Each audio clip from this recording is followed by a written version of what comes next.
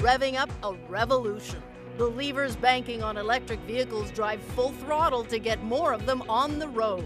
Really what matters is, are we making a difference in the world? Until we see every car on the road being electric, we will not stop. A new documentary with extraordinary behind-the-scenes access tracks the EV's highs and lows, and so do we. It takes a lot of capital to start a car company and to engineer and validate a vehicle design. It's not a cheap activity. Many electric vehicle startups hit the skids, but that may be about to change. We talked to one of the men banking on Tesla. Plus, nanoscale research that could fuel a quantum leap for EVs, the next generation of batteries that could drive the industry and help make the electric vehicle the car of the future. This is Energy Now.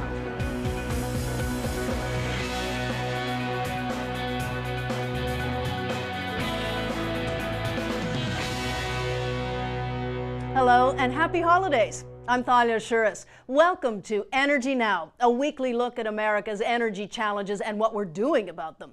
Transportation is one of the nation's biggest challenges, consuming almost 30% of the energy we use, with almost all of that coming from oil. Not only that, we import about half that oil, to the tune of about $300 billion a year, making America less secure because we depend on so many other nations for our energy. But that's changing as the U.S. government and many private companies work to get us off our dependence on oil. There are alternatives: biofuels made from plants, compressed and liquefied natural gas, hydrogen, and more. But another alternative, electricity, has been getting most of the attention. From Washington, we set a goal of having 1 million electric vehicles on our roads by 2015. To Hollywood. This is the future, and it's attainable.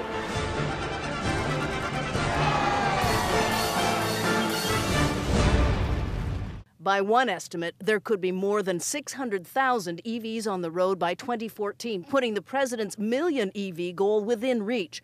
Even so, that would be a tiny fraction of the roughly 140 million passenger cars currently on U.S. roads.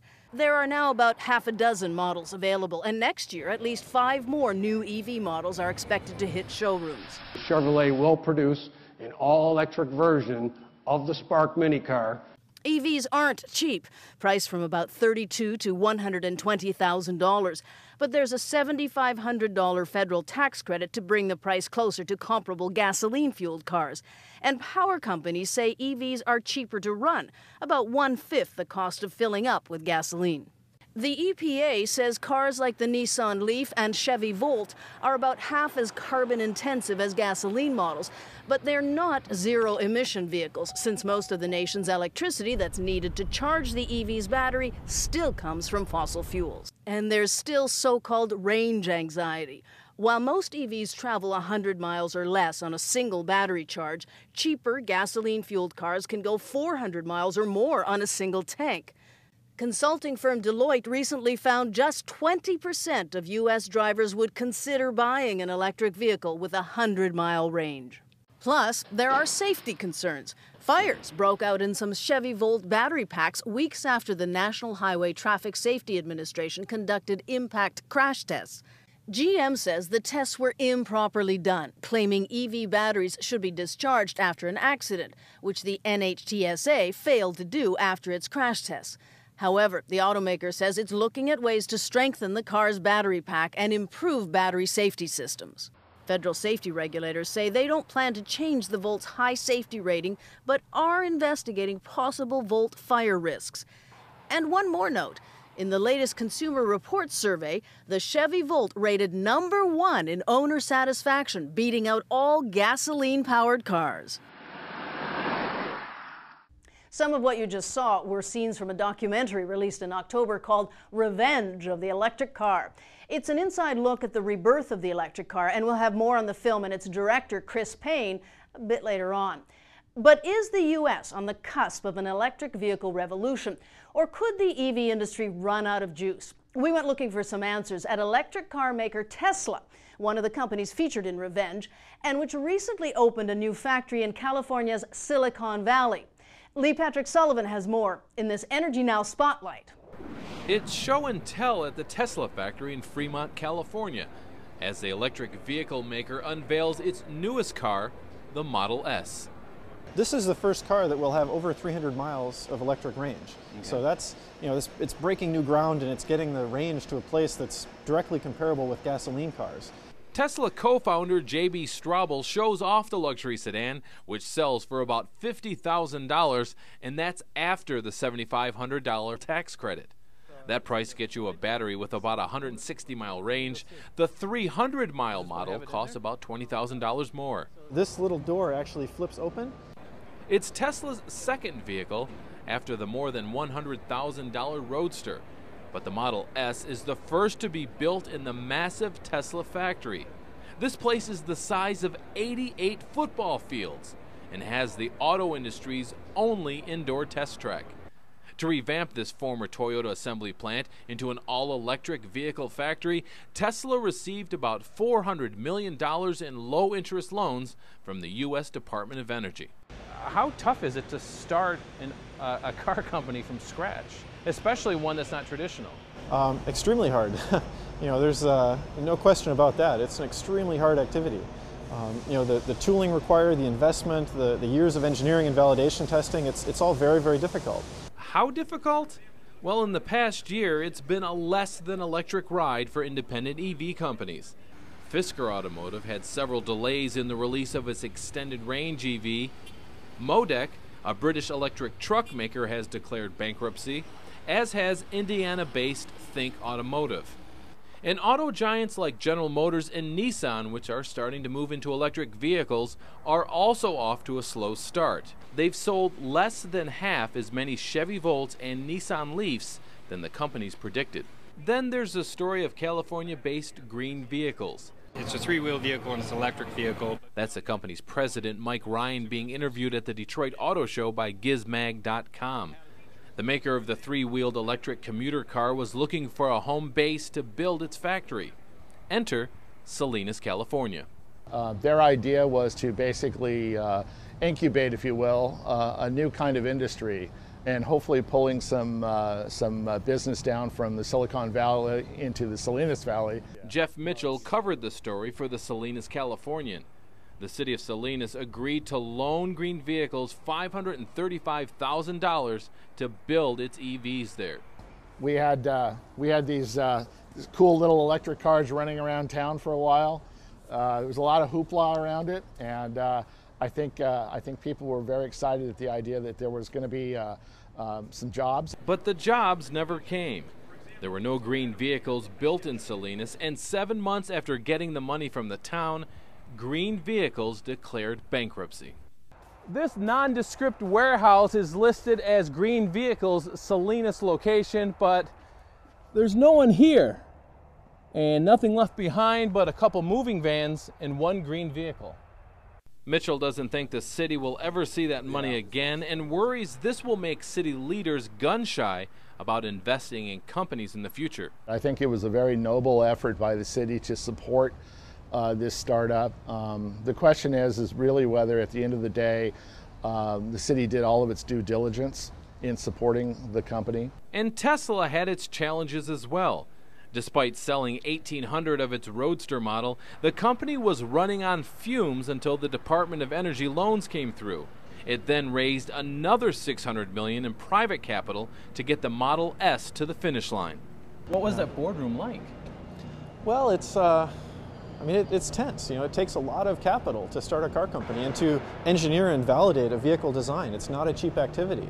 So I think key to that was demonstrating progress at milestones along the way. It's not simply enough just to say trust us and we'll get to the end. We have to show that progress is there at every step. With Tesla's hefty price tag, some Republican members of Congress criticized the Obama administration for loaning money to a company that makes cars for rich people. Straubel says Tesla's cars are expensive because electric vehicle technology is expensive. But he says the company is working to bring prices down. Do you see a day when Tesla will have a $25,000 car? Absolutely. Our vision is to drive down the price of electric vehicles and the technology that makes them possible just relentlessly. Everything we're doing internally is reducing the cost of battery packs, reducing the cost of motors. Next year, there will be even more EVs hitting showrooms. Ford will have the Focus EV, and expect EVs from Smart Car and Mini. And with all the established automakers joining the EV market, Straubel says the door may be closing on EV startups. As the industry matures and as more mainstream automakers get into building EVs, the barrier to new companies starting from scratch is going up. And it's people look at Tesla, and it's kind of blazing a pathway for a startup car company, but it has not been an easy pathway. Tesla's next vehicle will be called Model X, and it will be an all-electric SUV. And as of now, the company says it will not be applying for any more government loans. In Fremont, California, Lee Patrick Sullivan, energyNOW. The well-established automakers are competing with Tesla, but they're also collaborating with the newcomer. Tesla currently makes battery packs and chargers for Daimler AG's Smart Car and for Mercedes brands. And it's going to make the motor for Toyota's still-to-come electric RAV4 SUV. Tesla employs more than 1,000 people in the U.S. and is expanding. Still to come, what do the world's first computer hard drive and grocery store barcodes have to do with electric vehicles? But first, EVs are getting their revenge on the big screen with help from a big booster.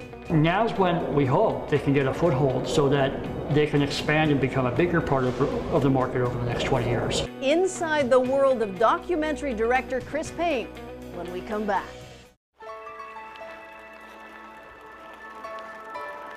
The Asthma and Allergy Foundation of America has important information for the millions of people with asthma. You know that asthma symptoms can really slow you down. What you may not know is that there are two main causes of asthma symptoms: airway constriction you feel, and inflammation you may not feel. If your medicine is only treating one, it can make asthma feel like an uphill battle. Learn how to better manage your asthma by treating both main causes of asthma symptoms. Treating both causes can help prevent symptoms before they even start. And preventing asthma symptoms could mean a smoother ride.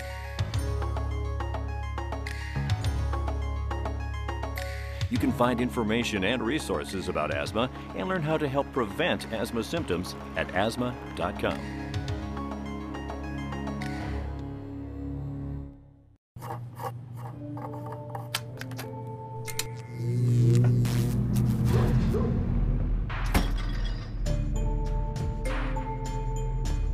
Traditional light bulbs actually generate 9 times more heat than light. Switch to Energy Star light bulbs, and you'll realize just how much cash you were really burning through. Saving energy saves you money. Learn more at energysavers.gov. Much of the modern history of the electric vehicle has been captured on film by environmentalist, documentary filmmaker, and dedicated EV fan Chris Payne. 5 years ago, his film, Who Killed the Electric Car, accused U.S. automakers, primarily General Motors, of crushing EV development in the 1990s, figuratively and literally, by declaring electrics like GM's EV1 unprofitable and by stifling battery development. Payne even staged a mock funeral for the electric car to make his point. Well, now the EV is back, and so is Chris Payne with a new movie that boasts unprecedented access to auto titans, including GM. I met with Payne to talk about his new documentary and to get his take on the future of the EV. There's a degree of excitement around electric vehicles we hadn't seen before. Chris Payne's EV Act 2 is Revenge of the Electric Car, a title that suggests continued bad blood between automakers and environmentalists clamoring for clean cars. Far from it. Instead, former General Motors Vice Chairman Bob Lutz, we're going to have to get the lithium-ion technology together. Nissan's Chairman and CEO Carlos Ghosn, I don't want to wake up competition. And Elon Musk, PayPal founder and now the driving force behind high-end all-electric Tesla. Until we see every car on the road being electric, we will not stop. Opened their boardrooms and homes to Payne's cameras for 3 years, starting in 2008. We want to make this technology and electric cars affordable to as many people as possible. The time frame mirrors U.S. consumers' recent slow shift to hybrids and plug-ins as gas prices continue to fluctuate. Here's Bob Lutz. He doesn't believe in global warming. He's a car guy. It's not that he's an environmentalist. He wants to make the EV work. Why? Well, because the core reason of the electric car has nothing to do with the environment. It has to do with not importing oil.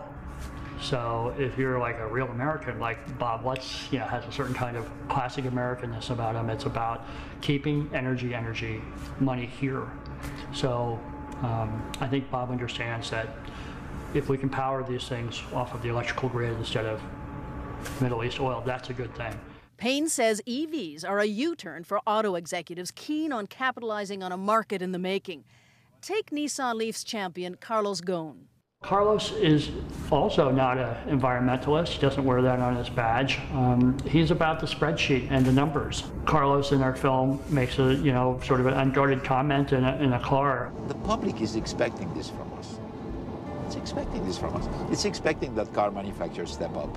They're expecting car makers to step up and provide cars that are more responsible in terms of its use of petrol and the environment. Payne himself not only owns a trio of EVs, more about that in a minute, his eggs come from a backyard roost near a garden with a composter.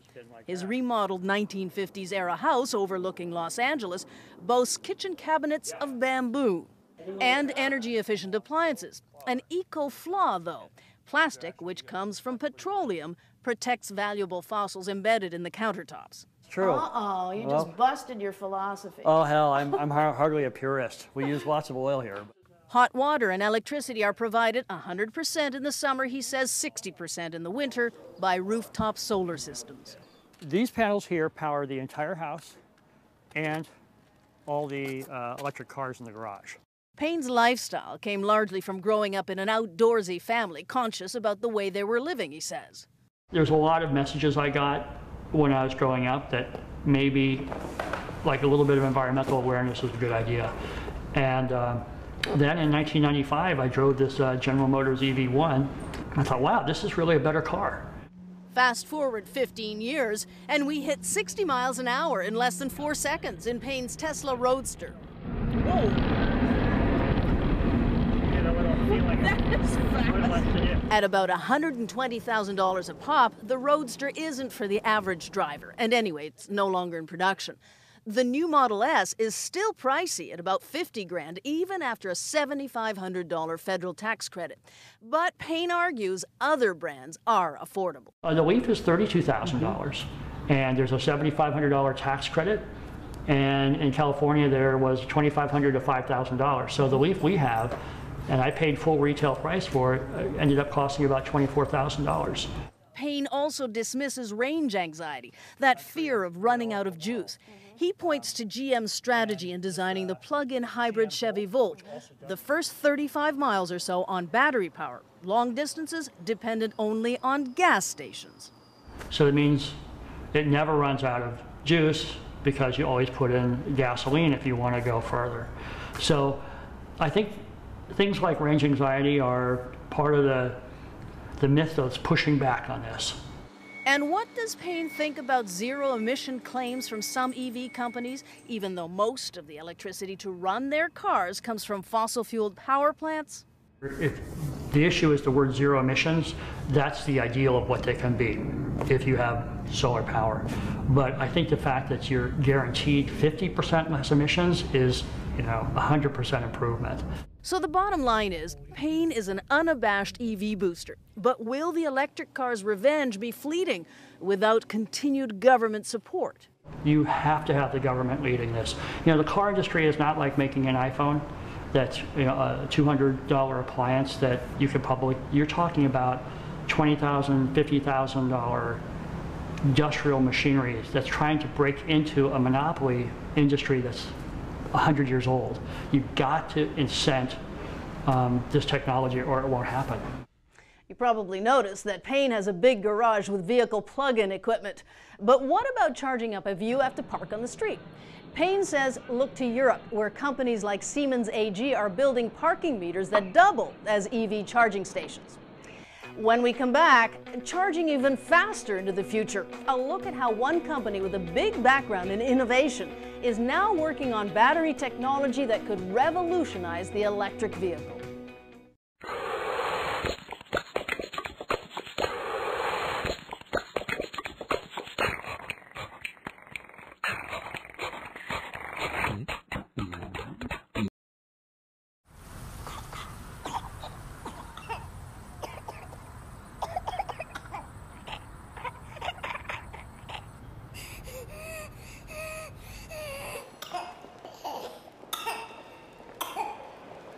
Congress can't ignore the facts. More air pollution means more childhood asthma attacks. Log on to lungusa.org and tell Washington, don't weaken the Clean Air Act. Welcome back. Earlier we touched on drivers' concerns over range anxiety, that fear of EV batteries running out of juice while you're on the road. Well, there's one well-known company you might not expect to be involved in electric vehicles, and it's developing new battery technology that could eliminate those worries. energyNOW's Josh Zepps looks into the development of a super long-range car battery and the company leading the charge. It tells you something about how fast electric vehicle technology is moving that I'm driving to report on the future of electric cars, and this is the first time I've ever even driven one. It also tells you something about how fast electric vehicle technology is moving, that in order to get from my hotel to the interview 45 miles away and back, I need to get a ride with my camera operator, because the fully charged battery won't make it.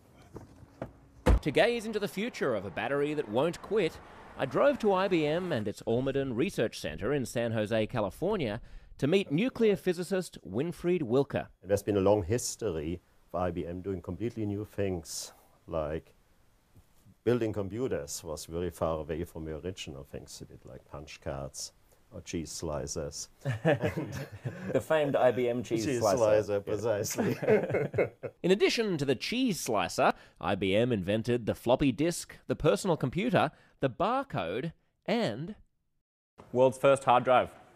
It's impressive. You should have seen the size of the laptop. IBM has created a lot of things in its time. And now? Most people on the planet want to own a car. I think it's not going to change away. So people... Can they?